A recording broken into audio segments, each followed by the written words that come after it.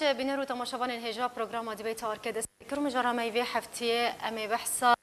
شورش سوریه بک شو قالك لكل نروش روكار دبيجن كو شورش سوريا ينجي لسوريا شرينا في دس بكريه نك شورشه حتى تشرا دايك ابي كراسته ما بس وسدمين راستقينا جي دس بكرنا شورش سوريا تشبون قالوا بشتي حفت جي شورش سوريا بيفا شورش بسركت ينجي كريز قالوا جبو تش شورش نما شورش قالوا حتى وكان ها شورش تبدس خوفا انيه ابرسو قالك برسندن تماشاورن هجا والقال هريك جا ما مستا منتصر سينو عندما كوميتيا هرميه بارتيا ديمقراطيه كردستان سوريا ما مستا عبد الغني حسين نيفيسكار هروها برسي كومبندا جوانين كرد لسوريا هروها ما مستا عماد برهو او عندما كوميتيا نافنديا بارتيا ديمقراطيه كردستان سوريا بريا سكاي بيجي ما مستا مروان عثمان سياسه مدار واف مجار ورا گفتگو کرن تماشاوان بريز بريكو ام دس بگفتگو بكن از خوازم ام جبويه که بكم هجون دکارن بجداريه دی برنامج بكن اون پرسن خوجي هون اراستي میوانم بكن تاكو برسوا برسياري وبدن هم خير هاتن استديا اركي خير هاتنا وقتكم دس بكده از جم ما مستا عماد برهو دس بكم ما مستا بخير هاتيه دماكو شورش لهر ولاتكي دس بيدكن هلبت امدكاري جو شورش را تينا كرن وبابنديه بهجمارك خالن سركادك اگر ام ب جبنماين شورش دس بكن اسس الثوره اگر دس بكن بنماين شورش بگشتي چنه ودچ دميده ناوي شورش تيبكار اني كرمك سپاس دس بكي از اندام كوميتا نافندي بارتيا تشابي كردستان طبعا اف خاله مني سر شورش يعني شورش سوري شورشك دسبيكر شورشك اشتيانه بو داكتن كولانا برنگي اشتيانه بمظاهرات سلمي داكتن دعوه ازاديه كرن لسوري دعوه كرامه كرن ملت سوري بس مخابن رژیم سوری يعني حتى قوتنا ازادي تحمل نكر وبتشكا وبتفنجي برنبر فان كاسي سيفيل كذا كتبون جاده تعبير بكن سر رايا ملت السوري بقشتي وهروها ملت كرجي جبو بشكش بشه في شورشا سوري دس بيكاويده باش يعني بنماين سركه ين شورش بقشتي الجوري نارينات تشنه چه او بنماين او بنماين گوشورش دس بكل ولاتكي چنه او تمام يكجي يعني او ظلمه قل شو ولاتكي هبه ملت دجي وظلمه درت هبه ادويام سيستما ريجيم يعني ريجيمكي دكتاتور ريجيمكي مجال ما في ملت نردوان ملتكي كبينجي صالي مثلا ملت كرد هندري سوري دابو نستما سوري الجمعي تنبو باعتبار ذكرن ملتك يجدر هاتي ولاتك دجي قال لك تشتهني يعني تشتي اساسي هن الحر ولاتك دبي بيدا بب او تشتايا للسوري ندبو فملت سوري جيا قناغك دبي شرش اخ بيكاني بايا ودعوه ما في خكر بايا وداكت كولانا وتعبير كر ببرنجك اشتيانه بس مخابن رژیم يعني قبول نكر وبرنبر وان بچكا هات بيركاني باش ما مستعب الغني صغير هاتنا تجد كم اف بهتري تشل صالي ورژیم اساس تمل ملتي سوريا بگشتي دك لت شورشان دس بينكر ده موان تشل صالم بوريده شورشا سوريا دس بيكر لسر دستي هجمارك زاروكن باريزگاها درعايه سال 2011 ده باش چش روه جوي دس بيكن تيجو ترمرو تشجوي دسبيكر دبيجه الجوري ناريناتا بله سپاسياتكم بري هرتشتي كيف خشم ببرنامج هوا سرچا ومقارب النارين خشي تايبت بدون خيانه كرن براستي حوالا و شورش دسبيكر جهنك الوزيين بر هبون اندري ولاد سيستما رجيم ده هب اف سيستم يكجي امكارن سر دخاله بسكن يكجي كردي ام سر بسكن ويكجي ام نتويه عربي نتويه سوريا توايل سر بسكن نتويه سوري يعني بارتيا يكمين حكم ذكري بارتيا ما يكمين سيستمك استخباراتي ومخابراتي نظامك بالزور واسكنجي ملت بملت كار ذكر آدن كردي جي دورنج إيش هبون جير إيشك جي هبو نتاوي قومي كردي وإيشك جي ولات سوريا بو أم إنسان بين ناس نامه بون بين كسبون بين مكوس بون هناك ولو تشت ريبازيك لسر ملاتاني وك إحصاء جوهات ودانين ومشروع حزام العربي أو جهات ودون دخال السراكبون جو كرد رابن أو جي الهمبري رجيمه قاربن شورش دارخين شورش بهوري عمد دسبيك أخذ شورش دي دسبيك شورش بو أو تنمه يكمين يعني أو تنمه البيشيده شورش بدمشيا لغور شورشي قول لتونسي تشيبو لمصر تشيبو لليبيا تشيبو اف شورشي قول بري تشيبون اوجي لغور وان سيستمابو لغور وان خالابو غور وان بنغهابو لهيدي براستي شورش ما ويش هي جوجي ما قلت ترينا ويش سرسكي كت دكفه يعني هيدي دشمت دكفه جبرجو شورش ريبازيك البيشيا خود داناني بو تو آماده کاری جرت نبود او ربازیا شورشگیری پیشا خدانانی هنک چالک وام بون هنک روشنبیر بون هنک سیاست مدار بون پارتیای کمین گوگل کی کار تید کر و دا پیشا وان سرکه کشان پارتیا اخوان المسلمین بو امثل اولی بو اوجی رژیم گریدای بو اجنداتی تش درو گریدای بو والگور اجنداتیش درو دمشی اجبر بی آوایی از بجم شورش هدی آوای خوکت باش نها چون عبلی تیکر از أنا نبي لناكم شورش. صار از دبيجم بو سروه از دبيجم بو بازرگاني جوان كسانار أو كسي جو خد كرن شورش جار أو كسي جو خد كرن روشنبير أو كسي سياسة مدار أو كسانا ناويوان خيانين يك دوسيز ناخذهم هستي تكسي شخص بشكينن دبر كردي ماشي دناف دنا بفيرنجي شون عربي ماشي دناف دنا بفيرنجي شون فيلي ماشي مسلمان ماشي بفيرنجي شون هذه اجنداتش درفه دست دانين سر وكشكشانن بهلك دد بري باليكي دذكرن واليكي دول اقليمي ذكرن ودول اوروبي ذكرن هركي ما اجنداتي خد هندري وفيش ورشيده بمشينه حتى تش نماد دسته کسی شورشوان دید کسی روشنبیر دید کسی خودی پارتی بود کسی ایگو حتی رژیم سیستماویش تشتک نماد دستیویده اویجی خسپارت خلکی و خلکی وی کری و فروت و خلکی وی کلا يعني وفيرن باش اسفازم بري خو بدم ميفاني خا ما مستعمل منتصر سينو قراتنا تجد كما مستعمل بحثا نافي روشا كسوري ده ما وان حب صالم بريد ام دكن وكما مستعمل دوغني قلت دبيجا دسبيك تاني شورش بونها نما شورش باش اگر ام دست بكنج دماكو شورش سوريا دست بكريان جي دماكو روشا سوريا بگشتي تيكچو هن آلی گوتن شورش آلین ده ناوی کریزی لیکرن نقولي نارينات أفقارتن إنكو لسوريا بتباهي رودان ده هي ما وان حفت صالم بوريده تشنا بيليتك شورش بو يعني كريز بو يا سوري هر شورش بو يعني دست بك أوي شورش بو حتى إنهاج شورشه أجر نه شورش با حتى الدنيا بهجمارن 7000 و 10000 و 15000 دزندانی رژیم ده ترمیوان دیار ندبون یعنی تازه نه ترمیوان دیار دبن شورش سوری از باورم دسپیک ده حاضری جرم نبو راسته یعنی اوجی بو وک جبر کس جر آماده نبو شورش ره ده وجه رژیمک ولود تو دست به شورش کی بکه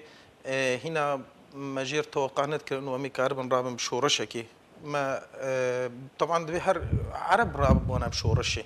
أم جي وكرد أم جي كمي منتبلي وشورشي بون حاضري جيربون جي شورشي بس دم قلكي كرد دمكي ببروجه يعني شورشك ببروجه هات الدانين يعني ده سبيكر لدرعاية ده سبيكر راسته بس بري درعاية شورش ده سبيكر نلا درعاية وبراستيجي وده سبيكر وده وك من يعني معلومات وك از حاضر امتدى ده سبيكر وده دفيق لازقية ده سبيكر يعني وقو معقل بشار الأسد معقل سر دستي هجمرك زاروكن درعاية دست فكرن دماكو هاتن قرتنو وخونيشاندان هاتن لدارخصنج بو سر بس بردانا زاروكا بله. أبو دست فيكا شورشا بله سوري راست بو سر بس الويدر. بردانا هجمرك زاروك الويدر دست بو الويدر هات تقاندن بس لجور بروجا شورش هات الدانين شورشك سيفيل دست بكاوي جرك خلكي لازقية دست بكرا الكومبونة كده أزداد حاضر ومو خلكي لازقية قلتها ما أم إيدينا ما تحمل دكن أم بتحقين نجبر أو كسين قول جمعة هبون جيد قوت نشبيحها يعني إدي بقو مطعمك يكي هبا بازرگان يا كوي دكان هموي تيك دو عندو چونه ناف دكاني أو إذا برنتون شورش خلص بوي چاوا شورش خلص بوي شورش نما شورش تدبيجي شورش وجدس بيكدو حتان هاجي لهن آلي دبيجن شورش نما شورش شورش خلص بو كتي قناغت نوده لسر چه بنمايانجي لسر چه اساسي تدبيجي تانها شورش بردوامه تانها شهيد هني تانها بريندار چه دبن تانها شر لهندري سوريا هي بس شورش جمساري خودر كد يعني دسبيك 2013 شورش مساري خودر كد اسلاميا تردور الدنيا ده 2013 از درباسي حلب وجي قد دستي جيش الحر يعني دست داني بسر ومناطق آزاد كربون من كاس نديتن جليبيا هاتنا يعني درباسي وين منطقي بنا طبعا كاس لسوريا هموي هبون يعني عسكر هبون شر بكن لي تشكتون هبون ام لنافون بون بحزارة هجمار هبو خورت هبن شر بكن لي تشكتون هبون باشا ما تشك دبي ما او انسان او مروفيت ليبيا جمرتين منابي ما بس تشك دبي تشكا بدا براستي شورش دولتين جو بشجريا ريجيم دكر بظلامتي بشجريا ريجيم كر اللي اما ايجو بشجريا معارضات سوري دكر بوزيسيوني نبزلامتي بو صدام نهود خستن برجوندي خوه وقو تصفيه الحسابات هندري سوريا دي سوريا جي روجلاتك نافيني بتشو كده هندري آلية ناف دولتي بهتر هولدانكو او خونيشاندان ببنا تريسكا شورشه يعني ببه شورش يقول دسبيكي جبركو دي دسبيكي ده خونیشاندان سیویل دست بکرن او جی سربست بردانا زاروکن ین پاریزگاه درعای بو لی پشتره او خونیشاندان بروی کت وارکی دنده او جی دخوازا جنابرنا رژیم اسد بو باش او آلیه ناف دولتیین کو هولدان کو یان جی ریا شورشی ورا گوهرتن و ببه جنابرنا رژیم اسد کیون او آلیه ناف دولتیین کو بیتر هولدان تو دوزانه چیه مانه هر کس جی دوزانه و مگور بم چاواجی توش ندیتن او کسانی گودهاتن او اسلامیانی گودهاتن د سرگلک دولت ردهاتن حتی نه گودهاشتن ترکا وش ترکا درباسی اندروی سوری تبون يعني ما بتشافي خديتيا اف كسنا بحزاره بهجمار قلق مزن يعني درباس بني بشكي خوف دهاتن نانو بيتشك جدهاتن ما مستعمد جيب زانب ببوره ما مستع عبد الغني دبيجه دسبيك شورش بون هانا ما شورشه ما مستع منتصر دبيجه دسبيك شورش بو تان هاجي شورشه ان علي دبيجه شورشه اسخازم دارينا تبزاني دربالي بيكي طبعا تبلي قلتنا ما مستع منتصر دبم بيجومان يعني هر دميني شورشي يعني دسبيكا وحطانا هاجي بس شورش كذا قناق درباس يعني دسبيكا شورشي طبعا اني زمان انه شورشك اشتيانه بو يعني ريجيمي وبر تشكداري بر يعني خلق مجبور بو نجا بفكرن انه روجانا للسوري دسبيكا ويلقى ريجيم دسبيكر باجر وبتفنكي برنبر خلق سيفيل شكر روجانا خلق دمرن وروجانا خلق بطيارات جلوان خستن خلق مجبور بون يعني شورشي بفكر برخابته هناك دولة تاجي آليكاري دانوان وشورشا تشكداري دسبيكر بس هرد مني شورش كت قناغه جديده بس قناغه سلمي ده كت قناغه تشكداري ده بس مخابن يا مرحله يعني شورشا السوري هات فروشتن بازارين هرمي ونف دولتي ده برجونديه فان دولتا يعني ساحه سوري بو ساحه صراعك نف دولتي ده روسيا وامريكا سبرشتيا ذكر وحسابات اخويا قش تصفيات كرن ومنطقه دابش كرن جارك ده يعني سايكس بيكو يكادو تشيبو وقت اتفاقيه كيري لافروف تشيبو او اتفاقيه سايكس بيكو كنهبو حتى انها تشي كونغر تشدبن نف دولتي تشي اتفاقيات تشدبن هرفت قرن او اتفاقيه لما مستنك شروبكر هناك ليكولينر دبيجن لسوريا شري نافخه دست بکرین نک شورش تا چرا ده راسیاوی کی هی ابو خا تنی شرکی نافوی نبرا هفت تکرن لسوریه نشورش ابو خا يعني اف گوتنهان رجيم خا خواست گوی گوتنه بکار بینه جبو کسی که نزیکی ویش طایفاوی اعتبار بکن اف شورشک سنی بو شیعی بو باعتبار اوجي طائفه علوي شيعينه يعني جوان بده خيار كرن انه كسي سني سوريا توازن وتنبكن يعني افايا مقولات ريجيم اسد بكارتاني جبوق كسي طائفه خوف جريده كبه الشركي بكن بشركي انه طائفي فايا شيء الهندري سوري شد راست انه الهندري سوري شد بس دستش درفج تدبون يعني ناوخي تنيبون وفايا بيتر يعني براستي كسي قدعما ملتي سوري كر خوشبر دا آلي فترات تاليده يانا إيرورو باجار بباجار دريا اتفاقيات على رادستي أسد وتحالفا يناكن يعني جبهة حري خرط جبهة درعا وقنيط رابو كسي دسبيكا شورش جور بل دسبيكر برنگا كي يعني تسليم استلام دان هفدو باش كيجر آلي ناف دولتين كو بيتر هولدان كو خو نشاندان سوريا ببنة ريسكا شورشي هنكو دخستن افخو نشاندان سيفيل ببه دسبيكا شورشا سوريا دسبيكا وي وك ما قلت يعني او كسي بيشكريا ملت سوري كرن ايروبا كي تخيا كرن نجا كيولوي بس وان دعم في ملتي هان كرن جوان وري يعني تشند هيفك ويوك ريجيما المصري لتونس وانا وزو بروخه دعم سر اصلا دولتي كم ما مست عماد سر اصلا دولتي نقول خصن شورش سوريا دسبيك كي جمراتو دسبيك يعني هر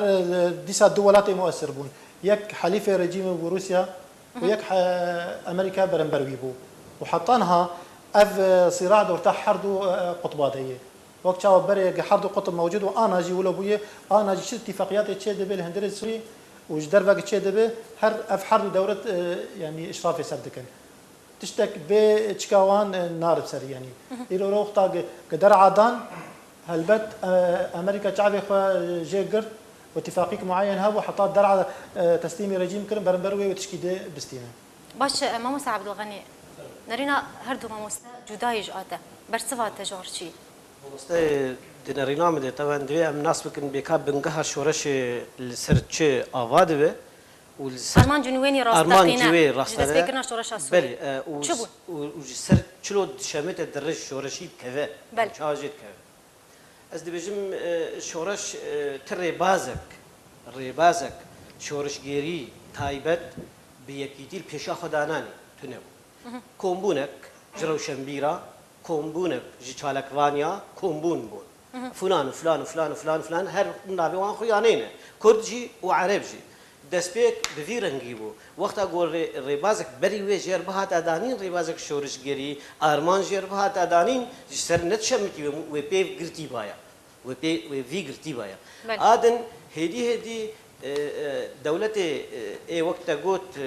ناف دولتي اي قوت دستي خا دريج كرن وان شيكر بالاساس وان شيكر اف دولي اوروبي امريكا بريطانيا فرنسا المانيا وباوايا السعوديه وقطر وامارات ودستي خدان فانا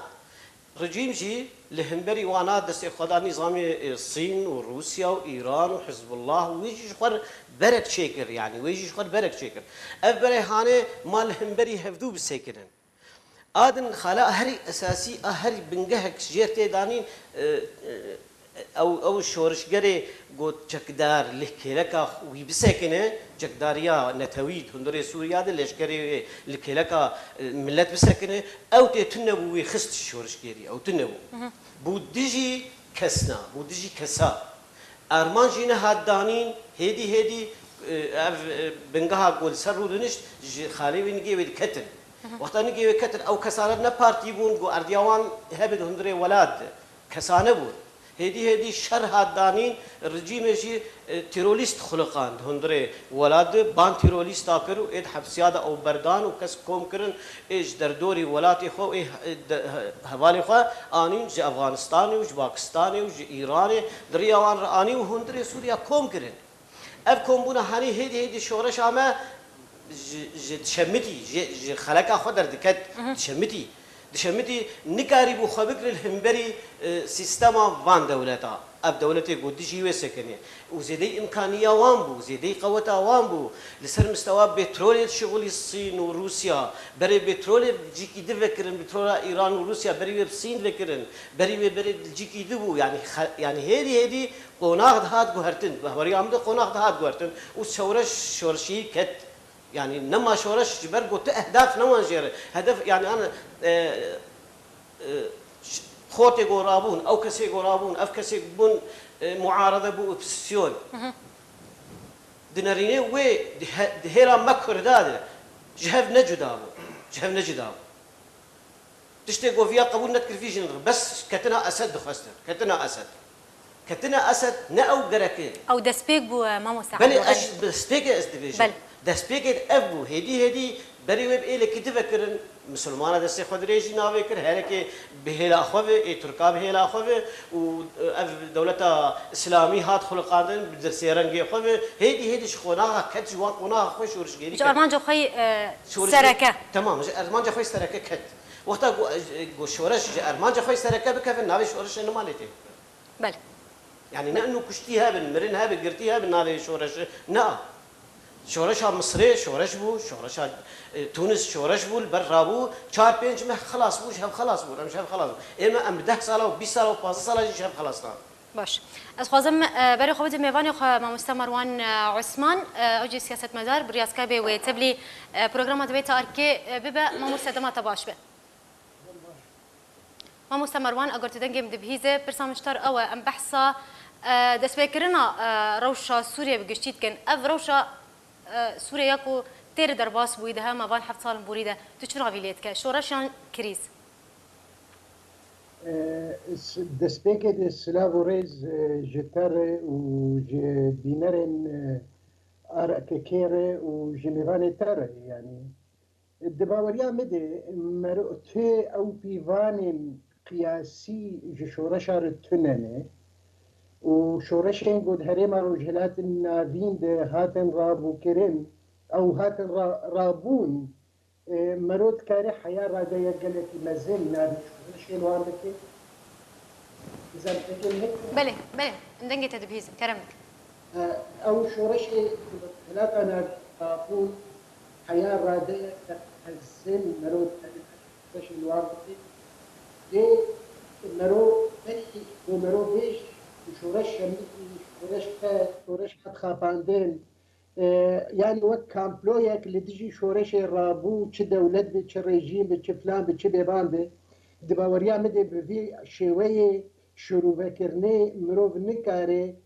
خوشك في شورش دروجلات نارين بنرخيني مرود جرك دسبيك دي مروف بقر اللي بنجها جواكي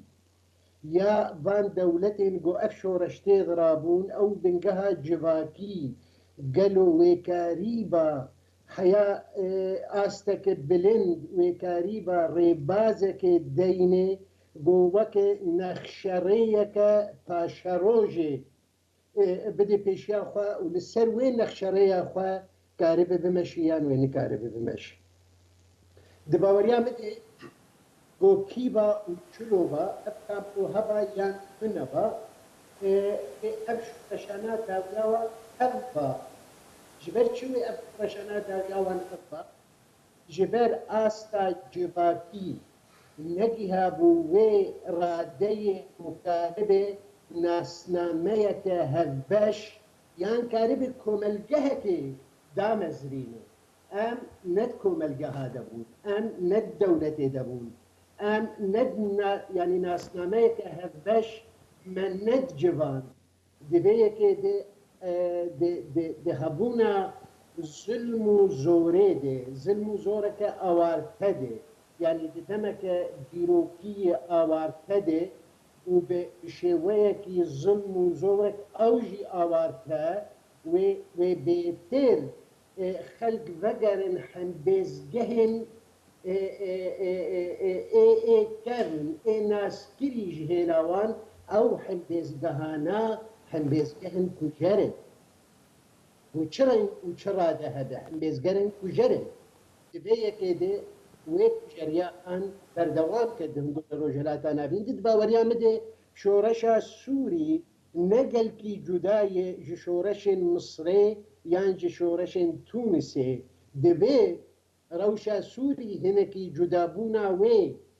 wek rewşa Lîbya wek rewşa Yemenê ew cudabûn û nakokiyên civakî yê got dehê salatê nehatine çareserkirin bêtir bandora wê zû xuya kir lê bi dibaweriya me de hîn rewş ne di Tunîsê de û ne di Misrê de li ser got hinekî aramî hat xuyanê kir hinekî yani nexşebû ما مستمرون يعني افغو هرتنكو لسوريا رودان جي دسبيكا شورشا سوريا 2011 حتى انها تنافي شورشا ليتكي انا جبركو قالك نارين جودا هنا هند بيجن شورشا هند بيجن ناكريزه هن اليت بيجن دسبيك شورش بو بشركت قناغا تشكداري ده اونها بويا كريز نارينا تا درباري ويكي چيه دباوریا مده وقت من دسپیکا گوتنا خود گوت که پیوان قیاسی لجمرو تننه گومرو کاری به شورشان پی پیوان بکه و ناس بکه اف شورشی یا نه شورشه دباوریا مده هگر رژیمک دکتاتور رژیمک تنکر رژیمک چوساندن برفرهی دکه ملت لهم بری و رابن مرود به حسانی دکاره نابه شورش لیبته و دوی آلیده مرود کاری به شورش سوری شورشه ام سیر دیروکا کردن یعنی گوه گو امتین روشه که وکل روشه نو 2011 یعنی 2010 دروجلات آنانی ده گوه گو رابو ام بی بیوان شورشن بری 100 سالی لوان شورش آدنارین اینو گاوا گو شورش به که پیشنگیا وی سیاسی که ریبازا وی یا ولاد پروری که نزانم چه نبی رنگی مرود کاری گوهرتنین گو چه دبن گوهرتنین آوارتن چه ببن شروعه بکن دبیده که ده مرود کاری به شورشه چه شورشه گو دنیای چه بونه يعني نواتيا وي وقف شورشايا وبقي ارمانجك سركتي يا وبقي روشك جروشا بري ويشيتر بنا يعني او ناكوكيان بنجهيني يجو ديروكي دي جميج بنها تبون شارع سركرين او ناكوكي بون سردست دهندري دي روشهاني قرابو يعني حكومتك نافن كرنا ما مستمرون افيك تي واتي كوتو اما دكاري جيش رشا سوريا رنها تكرن باش ما مستمرون دهيا ما بان حفت سالم بوريدا جدس بيكا شرشا سوريا تانها شرشا سوريا تشبدس خواني شرشا سوريا تشبدس خواني دباوريا مت قلت تشبدس خواني او ناس ناميا قاشو نشتمان پرورانه یاگو یکتیا ملت سوری دداخ بیانه کرن بشیوهیکی وینهی نبشیوهیکی راستخینی او هات دراندن پرس گریکن گو توز لسر وان بو هاتن و مبشارتن او توزایا هات بمالتن و او پرس گریکانا برنگکی بکری و اشکره هاتن خویانه کرن دباوریا مده اوهایا تشتکی گلکی مزن راست بوهای گوهات داین ویرانکرنا سوریا به تمامی کشتنا ملت به تمامی ویرانگی هانه چو لید باوریا مده ابایا بوهای کی دیروکی دست ویتید نبه گومرو کار پر بکیان هندک بکی برنگی خویانه یعنی دبه گو هنکی هندک بون و پربون ابایا کی خویا بده و نگل کی باندور کدی بی یعنی و ندگی آکام و نگی آکام دار بی جبهه که مرود کاری به شورشه ملتین از ملتین از ناب ملت جواکن از جواکن از ناب جواک و کوم او کوم گربندین گود هندر سوریا دهنه دانی بر استحقاقات دیروکی استحقاقات واتی دیروکی اشکره کرن دباوریا مده اویا تشتکی گلکی گرگ بو گوبه کرن و هات کرن افد آلی که دید آلی دوان ده ناکوکین روجهلاتا ناوین ده آلی که دو ناکوکین جیهان گش انه اف جيهان يعني يكبون تيد هي اف جيهانيا جو برس جريكك نما وقت بري د سوريا تشبه ايشي موسكو جيتنا يعني ايشي واشنطن جيتنا جو برجندي هكا بجوديه موسكو واشنطن جيتنا با گوهرتن د پلان داره چه بیشه سعودیه جیتونه ایشه ترکی جیتونه نه دباوریام دی ایشه هر کسیه و اف جیهان بون يعني وقت ما نقول كان برانك كيجران كان نبي عولمه اللي بك او ورقراندنا عولمه بدخ يعني كرين اف جيهان بونا برس جريكان قالكي هات يعني كرين دشورشين روشلاتا نابين دي افراد بيدا كده برس جريكا لهريمك قالكي زحمتي جواري جارة سركرين إلا جو برس جريكن هريمي جشكي إيجود هريمي ديجي سينودار ونسي نودار جي بوري هبه تشكرين يعني وك نمونات ناسنامية أولي يا ناسنامية طائفي يا ناسنامية عرقي يا ناسنامية عشيرتي يا قد رجلات نافين ده هي نتند سوريا ده هي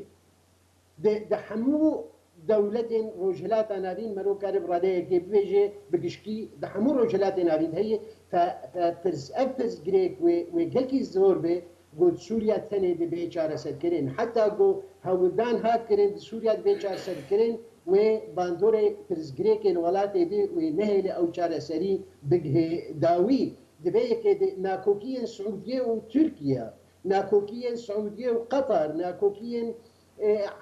مصري قابت دما برايم سلمانا دي ودما انقلابا سيسي دي قهرتنين قهاتن شاكرين ناكوكيين جدر بي ناكوكيين نابنتوي جهاني ين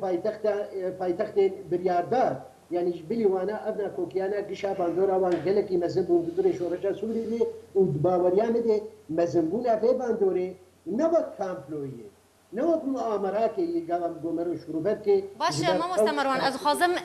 نارينا ميواني خوين الاستوديو جي سبارتي هلويستا تبزان بم ما مستحمد هل برسفاتج هلويستا جي نارينا ما مستمروان رسواسم صالح از دقل لك جهاد تبلي هلوستا ما مستمروان دبم يعني تشتي السوري تشبو تشتي شورشي بدست خوف اني براسي نتشتي كي هندك بو تبلي اف قربانيه جهاد دانين اف نيزيكي مليون كسي شهيد كتنو هات كشتن هندري السوري دي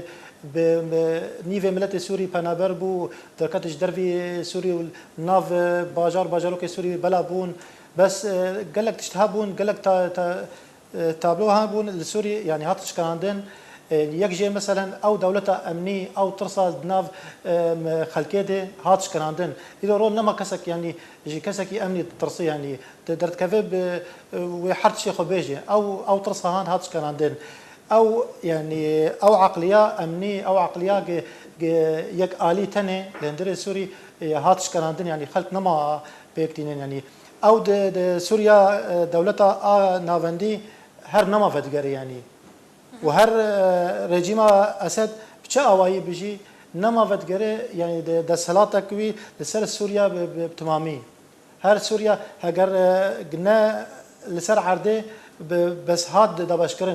دابشکرناوی ناف دولتی ده هاد دابشکرن يعني ديسا سوريا كد بن باندورا انتداب ناده يعني بشك سوري كد بن انتداب امريكي ده والجيكي روسيا تحكم كر والجيكي ترك تمام استاذ في دما داويدا بيفان هاد جوهرتن جي برجونديا ريجيم يعني ريجيم قالك نافچه جسوي دركتن لزمان هذا جارا كدن او نافچين كو جسوي دركتبون ها جارا كدن كنترول دك يعني ها ام دكارم بيجن بيفان هاتن جوهرتن يعني نما وقبري روش ريجيم جارا كدن وغريا بحزبنا خو ام دكارم بيجن راست يعني ابايا هات نتيجه اتفاقيات دوليه نولو بفي سهولته نبقوتا رجيم دسته قداني سر مناطق قدسته اوبوزيوني دبو قدسته جماعتنا دبون يعني اتفاقيات دوليه شبو كما بيسكاد قوت شورش السوري هات فروشتن يعني ناف دولته مزنده هاتن باركرن إلى وقتا رجيم دسته قداني سر درعه قالك تشت رجيم دست دانيجي يعني شرط امريكا بو شرط اسرائيليا بو ايران جي سوري دركبه اف يكبو جي شرط وان جي بسكريك جي بيشاوان يعني برجونديه فان دولتا دبي ايران جي سوري دركبه دبي كسن وك حزب الله السوري دركبن بله لانه مصلحه وان هندري سوري دي قفانا موجود بن لانه قناغ ده هي بيشا فان دولتا بري خبدن جيكي دجي وانا تاخو يا كرن يعني بري خدانه ضغطك الايراني كرنه الهندري ايراني دس بكرنه يعني كسي ملت ايراني كرد بن فارس بن عرب بن دس بكرنه اوجد فكرن شورش اخو تشيكن يعني باشه ما مستعب الغني نارينا تا ما مستا مروان وما مستا عماد دبيجن شورش بسركتي وقال لك تشبد صفابا اني نارينا تا سلبيك براستي زليد نرم هوانا مروان تشتنغوتن براستي بجيو يعني از تفلوي دبم شورشها سوريا تشتن بجي كرن بدست كرن او بدست كرن يك جي دنگي خو قريب وبغهنه قوناغن دورتر ودريشتر وكورتر وك جنيفا وك سوتشيا وك قالك رونشتني حوليري ودهوك يعني بري خدا قوناغن دورتر جهندري سوريا ده بود اورتا نظامك استخباراتي ده او سيستمك استخباراتي ده از بیم شورشی اف بجی کریش دستی خو قریب و خوش بن باز که رژیمی خلاص که خو قریب وش بن دست باز که رژیمی بفارز و خلاص که و بدر که بپجق بدر ل هندره شورش ها سوریا ده قالك نافکوکی هاتن آواکرن و چیکرن قالك هنا کش 20 ساله و 30 ساله دجیر کار کرو وک کیسنجر پیوکوی هی گوتو دفش مسلمانا بقرن ازي بهلم قوم مسلمان خوب خو هفدوت النبي نافكوكيه تركا ودولتا سوريا لبش كت خيانه كر السعوديه وقطر وامارات بسوريا دركت ولو خيانه كر از دبيجم تشتن يعني شورشها سوريا جوي اوايا خوي شورشي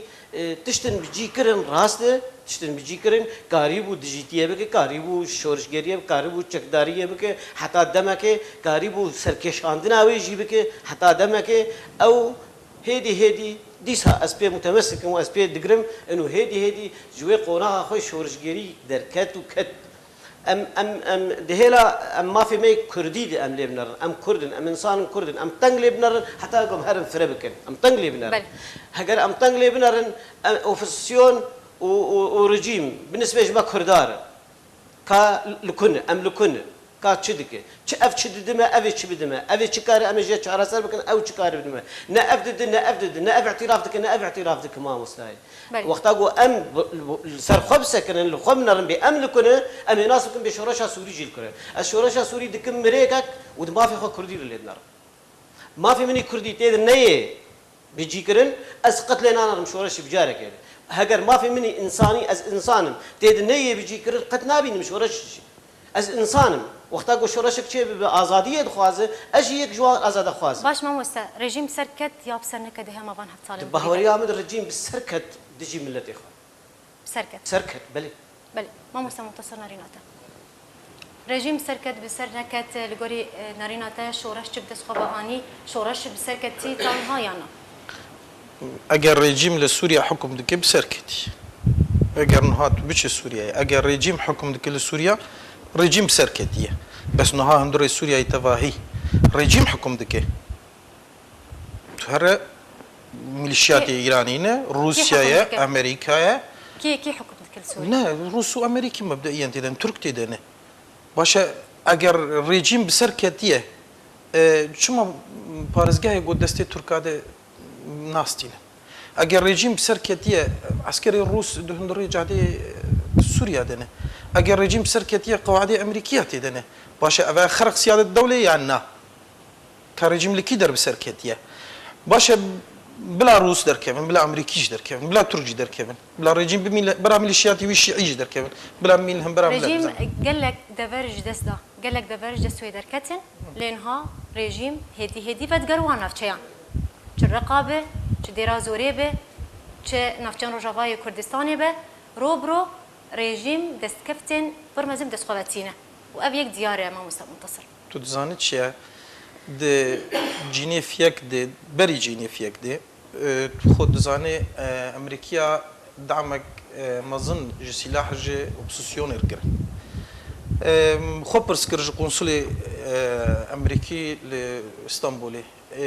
بسبب في دعمه وقت سيرومي تنقيد كي تدفي منطقه چما هون سلاح نادن وحظر جوي تشناكن وفي رجيمتين قلنا يما ام نبحل عسكري رنه ام ضغطي الرجيم بكن دا ام تسويا كي تشيكن رجيم ورا مفاوضات بك باش المفاوضات جنيف وان شكريه نملتي سوري شكريه ستوشي وان شكريه نملتي سوري نمعارضه الرجيم شكريه لانه هذا بيجي الرجيم دو سوريا بسركتيا بيجي لكده بسركتيا الرجيم لتشي بسرنكتيا رقا باورم هنا ادلب دست اسلاميه وانا تشما بيليتك فقرا رجيمي وكنترول كرناوي جنافچنكو جدس ويكتو جدس زانه يمن ازبم حربك عالمي بتشوك دهندري سوريا ده تشيبي خوب خول هبدونا خد بس بمشر خودك يعني انه انو كا از بيجم رجيم سركتي از دي عسكري رجيم اگر من عسكري رجيم لفان باجرانا ديت من دتسي رجيم ديت باور الرجيم بسركتيه تفي عسكري اوبوزيسيوني تقريبا بيجا نمعي باش از خوازم بچم جم ميواني كرم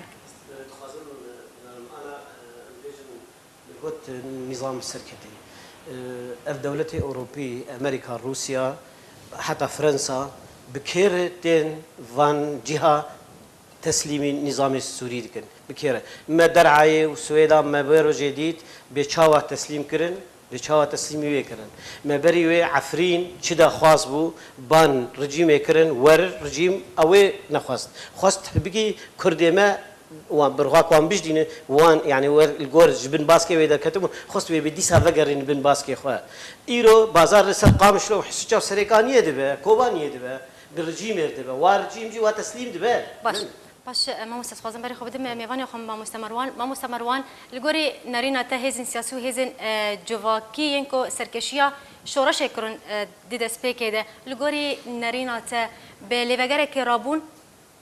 مراجعه نفسها خكرن يانا مخابن يعني عليكي أذكرن بحساني ديجم جدس بيكا شورش سوري ده رژیم سرکرد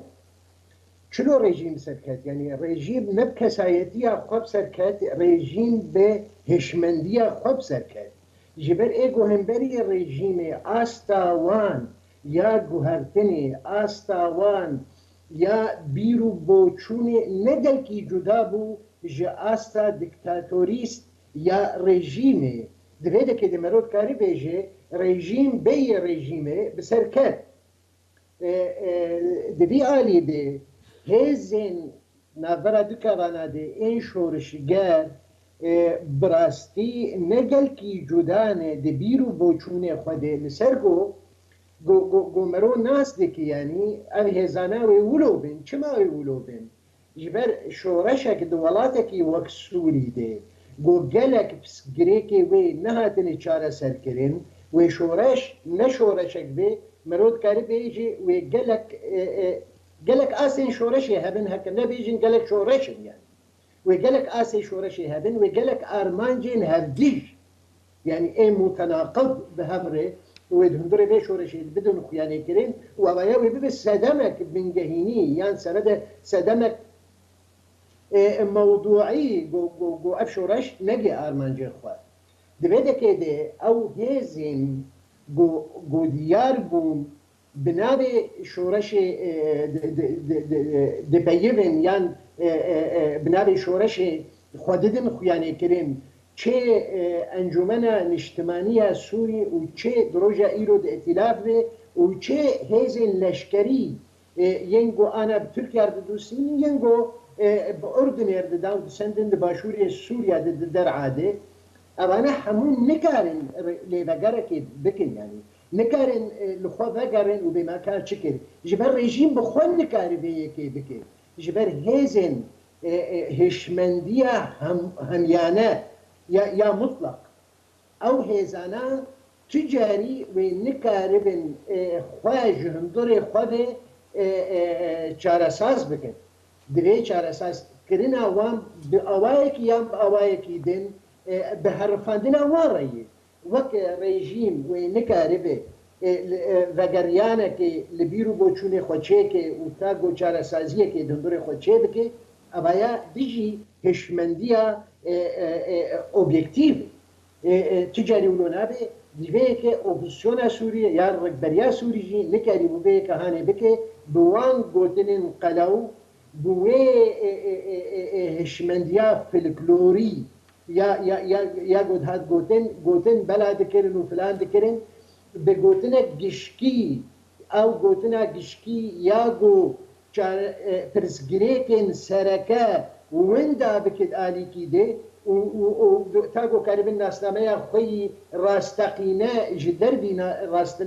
ناسنامه ولاد پروریه بدون خیانه کرن یعنی بپاریزن دبیده که دبیه من جهانه دباوریان بده وقبو نیرن جواکی نیرن کوملایتی بپیش ددن گو روش د سوریا ده بگه بیر راده گو ایرو تیجیاندن هزین شورشگر تم دناب دکوانا دگاوا گوز بیز هزین شورشگر هزین شورشگر جی دوی بیرو بوچونا ده بوی هشمندی هانه ده و نکاربن بچشه وی و نکاربن نه وگریانا خوچیکن و نکاربن نه پروژه کی راستقینه نه پروژه فلکلوری باش مامۆستا مەروان تە بەحسا هەپەیمانیان نیشتیمانی ئۆپۆزیسیۆنێ کرد دەستپێکێدا گەنجی لە ڕۆژاوای کوردستانی دوو بەشەنە ئەنجومەنا نیشتیمانیە کورد لە سووریا هەروەها پەیەدێ ji destpêka şoreşa Sûriye û tanha çi ji tevgera siyasiya Kurdî hat xwestin bike û nekir. Di baweriya min de her tiştê ku jê hat dixwestin bi awayekî ji awaya dijî wê rawestiya. Yani Kurd heya radeyeke pir bilin projeyekî wan belkî Kurd nav hebdû di eriya bo em biletekin dindirê Sûriya denê xwedî matin em mafê xwe dixwazin. Siyasetê de em gotnaya dibe bu axlaqiyen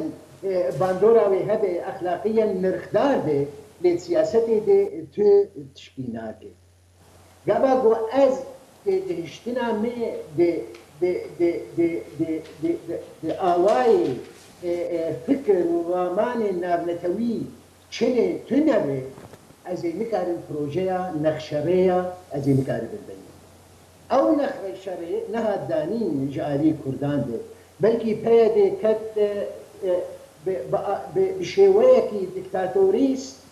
û bi bîr û boçûneke tobawî yekîtiya demokrat yekîtiya neteweyan gava got xelk li ser navan hevdû dikujin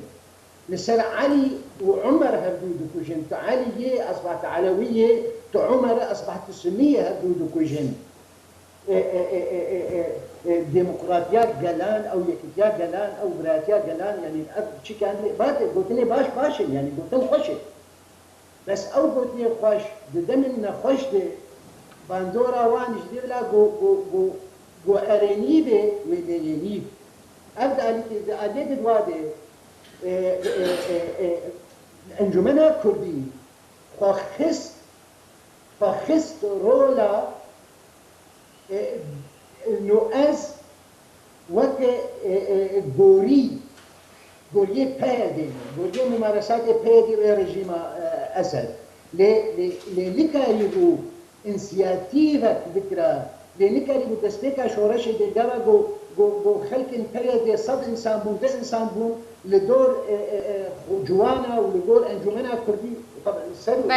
شخوه چه انجمنا کردی تو نبو لی پارتین گو انجمنا کردی چیکنی دوران به هزار انسان هرون چما نکاری بون وان ولو به میرانه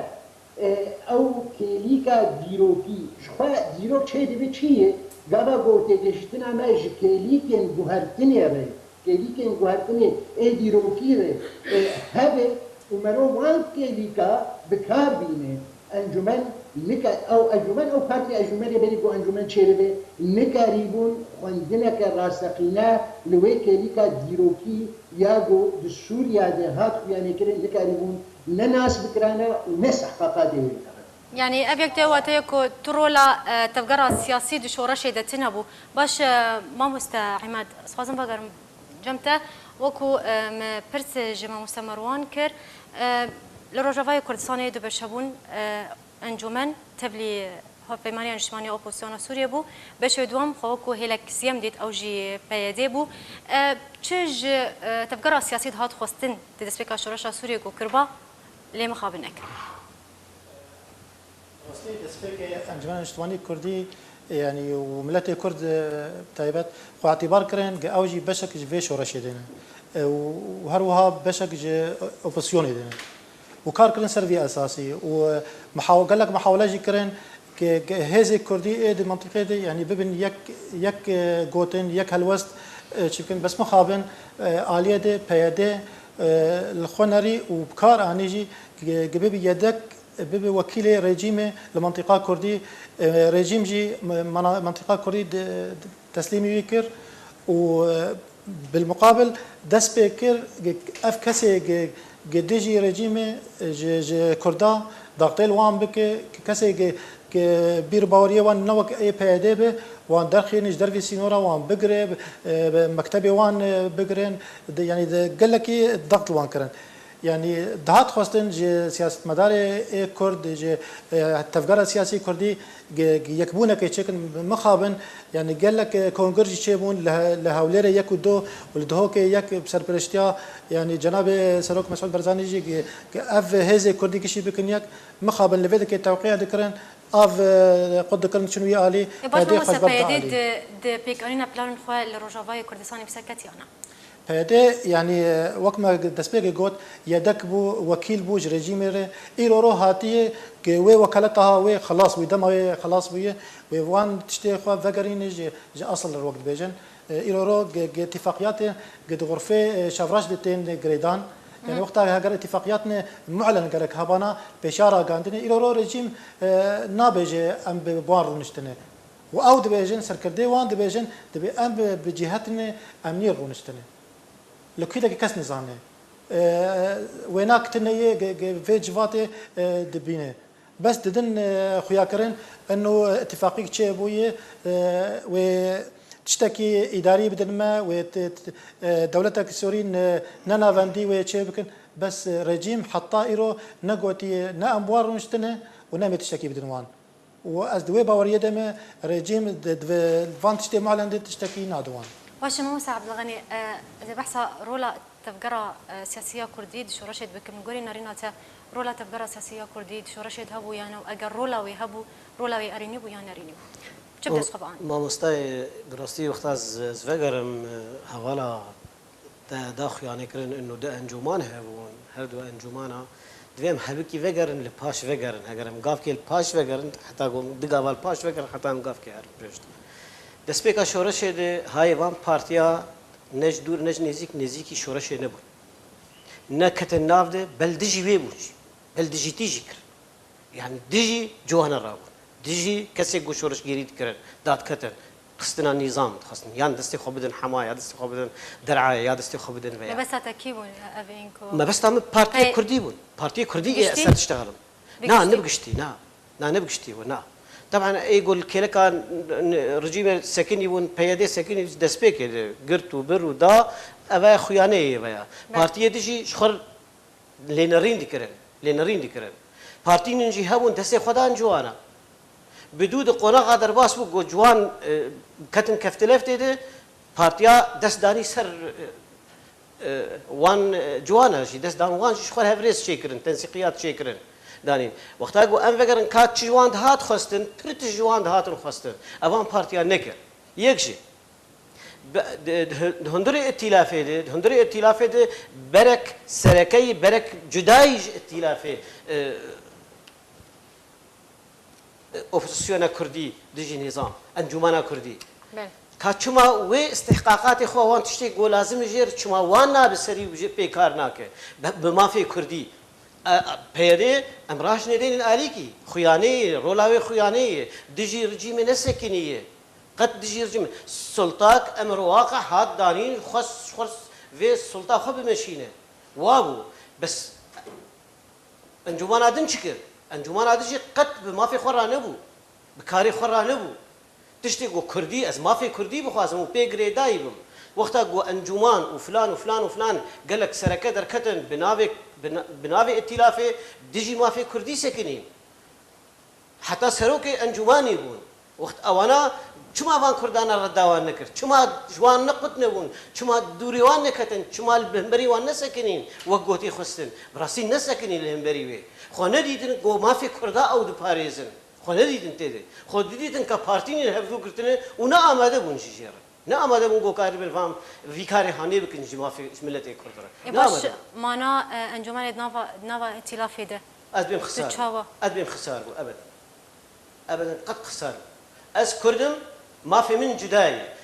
دسبيك يجي تقول از شورشا السوري ليد نرم ما في خوي كردي مريكس ليد نرم از ما في مني كردي تدنا يجي از قدوه شورشة كار ناكم وبعدين كار نكرش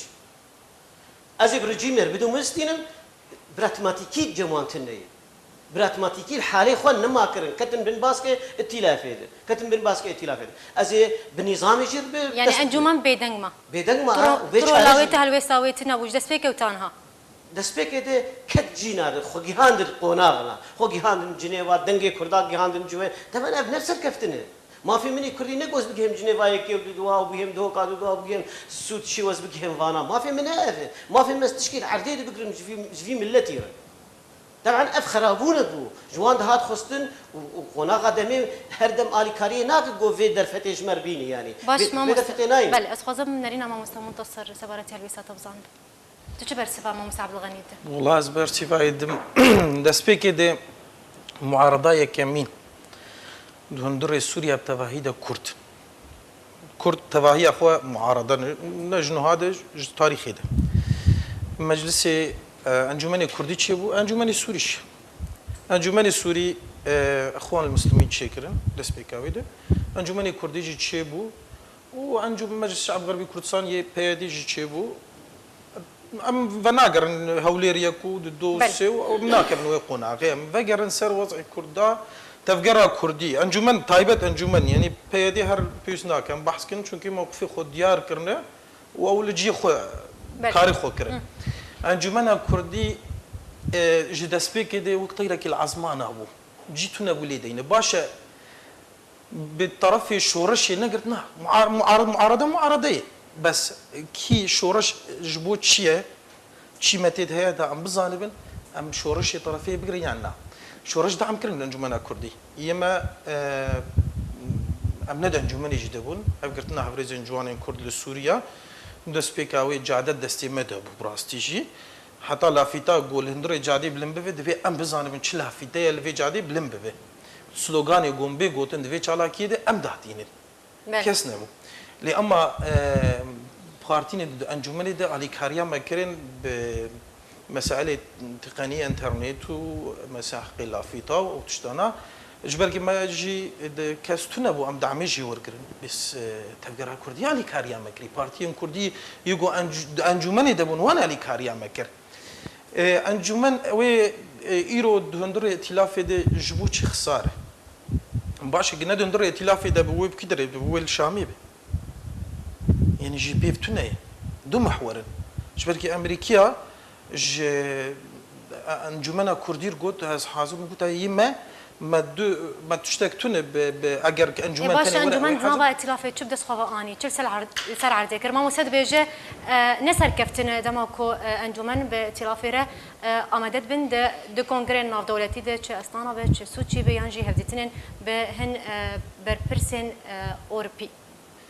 انجمن معارضيه انجمن اوبوزيسيونه ده انجمن ائتلافه نا ده هندر ائتلافه ده انجمن بشك ائتلافه وكوي وغيري او دزجه واويدي وكوبيتي دي اوي قد هندر ائتلافه هنا انجمن جي بشك ائتلافه انجمن نت انه هندر ائتلافه ده انجمن سلوكاتيه ائتلافه ده اوي ده هيئه المفاوضات ده مدري ده انجمن بشك معارضيه انجمن في الائتلافي بها قلنا ائتلافي ده في الجيو الشامي بيجي بي بنينا في وانجي جي خوك اي بي دي قرتبانا ووەک پێدێ بهزار قوربانی و ئەوەی دانین بەلاش و سبەژی دەم جاوان لە ئەوەی بکەن ئەو جێشا خۆ یا ڕێجیمێژی تەبلی هەب بکەن لە ئیدلبێ دوێ ئەنجومەنجی تالیا مایش بکوشتن دابا وانژی وەک وان کردوانە و کوبانێ و قامشۆژی تەستیم کردوانە و خلاص. بله داویه دزگلکی سپاسیا میوانی خود کم دمام بداوی بو ماموستا عماد برهو اندام کمیته نابندی پارتیا چپا کرد لسوری هر وهم ماموستا عبدالغنی حسین نویسکار و برپرس کمبد جوان کرد لسوری هر وهم ماموستا منتصر سینو اندام کمیته هرمی پارتیا دموکرات کردستان سوریه و بریاسکا بیجی ماموستا مروان عثمان سیاست مدار الگلمه بو گلکی سپاس تجبو آمدبونا و دزگلکی سپاسیا ود کم بله تماشاوان هجاب و کم کشن داویا برنامج دیبیت آرکیتا هفته کدن ببینید خیر و خوشید.